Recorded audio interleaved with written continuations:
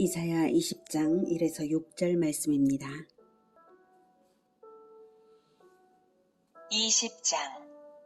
아수르의 사르곤 왕이 다르단을 아스돗으로 보내매 그가 와서 아스돗을 쳐서 취하던 해니라. 그때에 여호와께서 아모스의 아들 이사야에게 말씀하여 이르시되 갈지어다.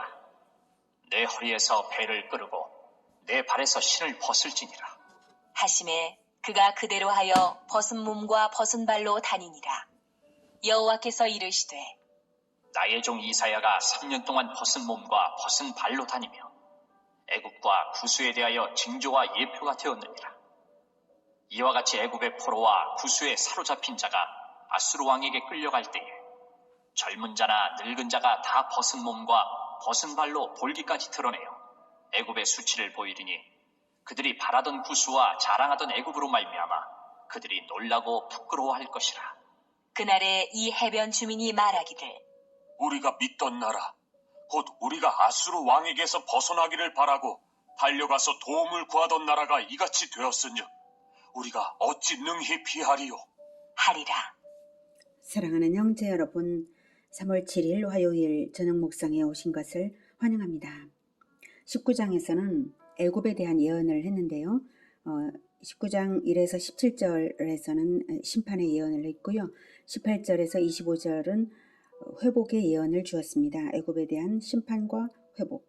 이 회복의 예언은 멀고 먼 후대에 이루어질 일이고요.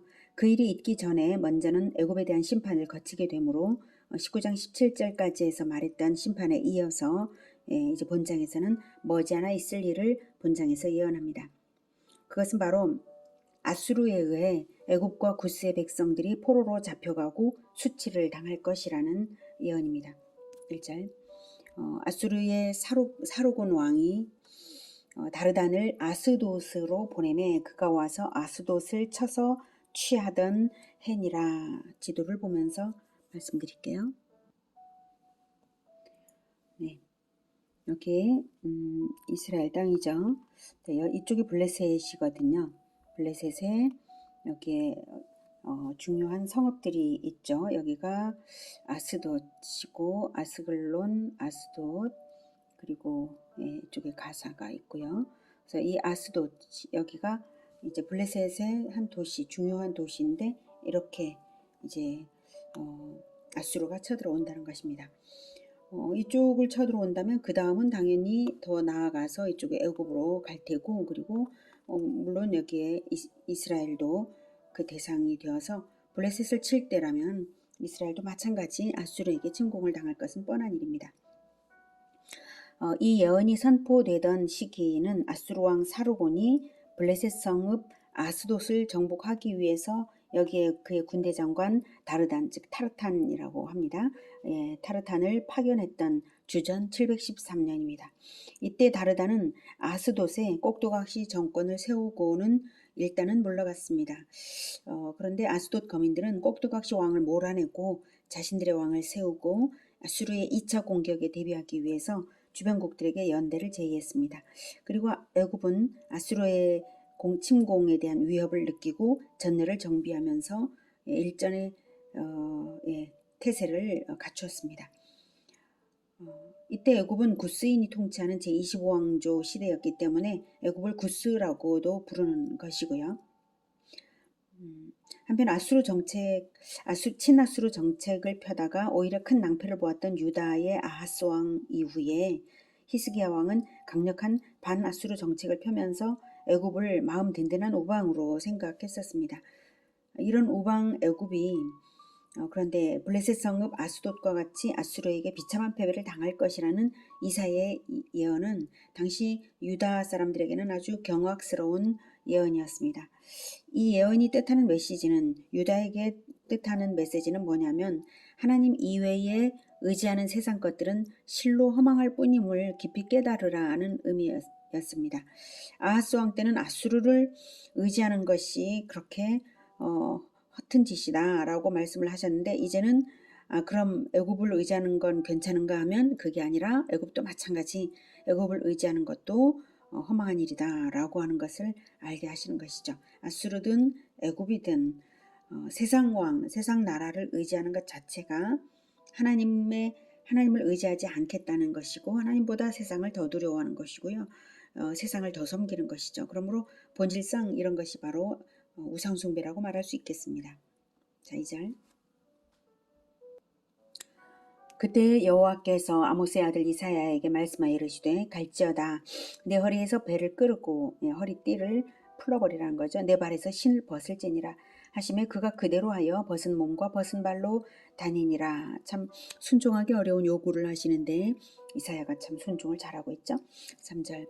여호와께서 이르시되 나의 종 이사야가 3년 동안 이사야는 3년 동안 벗고 다녔습니다. 3년 동안 벗은 몸과 벗은 발로 다니며 애굽과 구스에 대하여 징조와 예표가 되었느니라. 이와 같이 애굽의 포로와 구스에 사로잡힌 자가 아수르 왕에게 끌려갈 때에 젊은 자나 늙은 자가 다 벗은 몸과 벗은 발로 볼기까지 드러내어 애굽의 수치를 보이리니. 네. 자, 2절에서 갈지어다 내 허리에서 배를 끄르고 내 발에서 신을 벗을지니라 이렇게 했습니다. 하나님께서 구스와 애굽에 대한 예언의 방법으로서 이사야를 보내어서 행위적 퍼포먼스로서 상징하여서 메시지를 전하고자 하셨습니다. 이런 것을 선지자적 예언 행위라고 합니다. 애굽과 구스에 대한 예언이고요. 그 예언을 통해 유다 백성들에게도 메시지를 또한 2차적으로 주기 위한 것이니까 유다는 물론 애굽과 구스에까지 이사야는 벗은 몸 벗은 발로 다니면서 하나님이 너희들을 이렇게 만드실 것이다 라고 선포를 했겠죠. 벗은 몸과 벗은 발은 당시 패전하여서 포로가 된 상태를 뜻하고요. 고대 근동에서는 겉옷을 벗는 것만으로도 벌거벗은 것으로 간주되었습니다. 이 상징 행위가 남유다에게 가르치는 바는 남유다가 아수르를 두려워하여서 애굽이나 주변국을 의지하는 동맹을 맺는다면 패전은 물론 벌거벗은 포로로 끌려가게 될 것이라는 뜻입니다. 이렇게 3년을 다녔으니 메시지는 충분히 전해지고도 남았겠죠.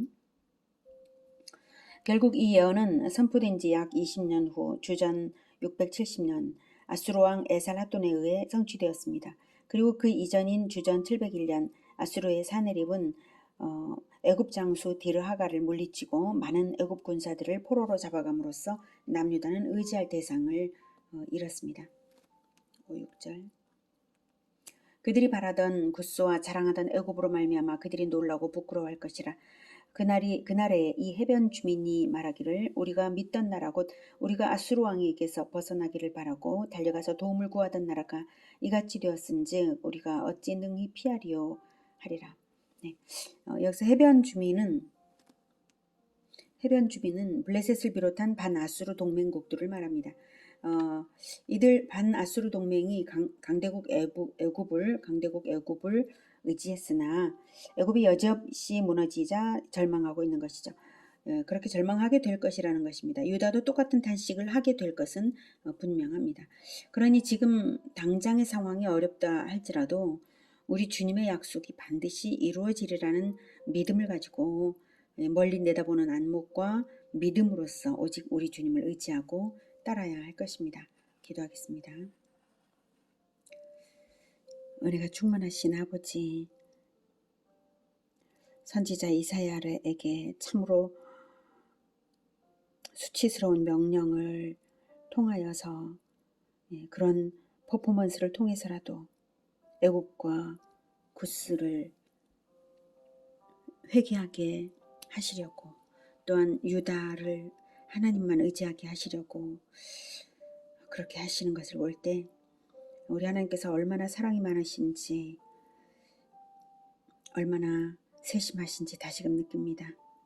하나님, 우리는 오직 하나님만 의지하겠습니다. 당장의 상황이 설령 어렵다고 해도 먼저 하나님께 여쭙고 먼저 하나님께 간구하고 하나님의 도우심을 받아서 모든 일들이 형통하기를 원합니다. 주님, 우리를 도와주시고 오직 우리 주 하나님을 의지할 수 있게 하여 주시옵소서. 예수 그리스도 이름으로 기도드립니다. 아멘. 이어지는 시간은 개인 기도 시간입니다.